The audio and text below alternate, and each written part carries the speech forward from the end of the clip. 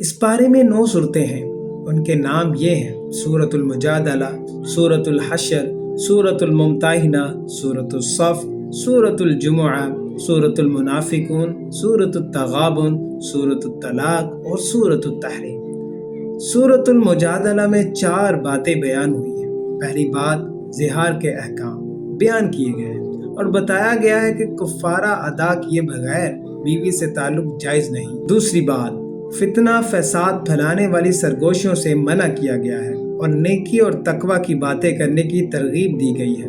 تیسری بات، مجلس کے آداب سکھائے گئے ہیں کہ آنے والوں کو جگہ دی جائے اور حکم ملنے پر اٹھ جانا چاہیے۔ چوتھی بات، منافقین کی مذمت کر کے ان کے کردار سے باخبر کیا گیا ہے۔ سورۃ الحشر، اس سورت میں بھی 4 باتیں بیان ہوئی ہیں۔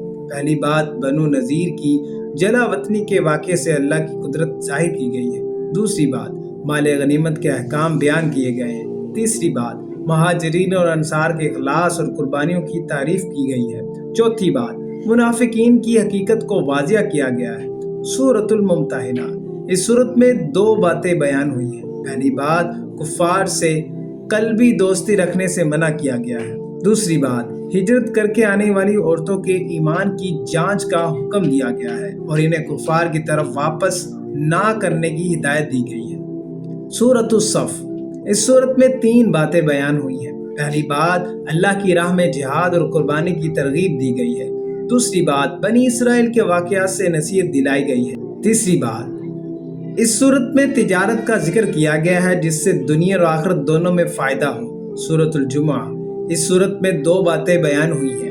پہلی بات، یہود کی نافرمانی اور دنیا پرستی کی مذمت کی گئی ہے۔ دوسری بات، نماز جمعہ کی فرضیت اور اس کے آداب سکھائے گئے ہیں۔ سورۃ المنافقون، اس سورت میں منافقین کی صفات، ان کے جھوٹ اور دنیا پرستی کو بیان کر کے ان سے خبردار کیا گیا ہے۔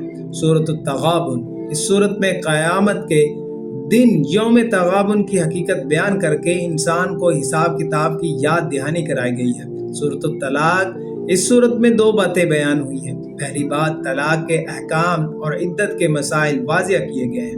دوسری بات، اللہ سے ڈرنے والوں کے لیے آسانیاں اور برکتوں کی خوشخبری دی گئی ہے۔ سورۃ التحریم، اس سورت میں 2 باتیں بیان ہوئی ہیں۔ پہلی بات، ازواج مطہرات سے متعلق بعض تربیتی احکام بیان کیے گئے ہیں۔ دوسری بات، اچھی اور بری عورتوں کی مثالیں دے کر بتایا گیا ہے کہ ایمان ہی اصل معیار ہے۔ یہ پارہ ہمیں سکھاتا ہے کہ اللہ کی طاعت، تقوی اور اخلاص ہی کامیابی کا راستہ ہے۔ یا اللہ، ہمیں نفاق سے بچا، اپنے احکام پر عمل کرنے اور سچے ایمان والوں میں شامل فرما۔ آمین یا رب العالمین۔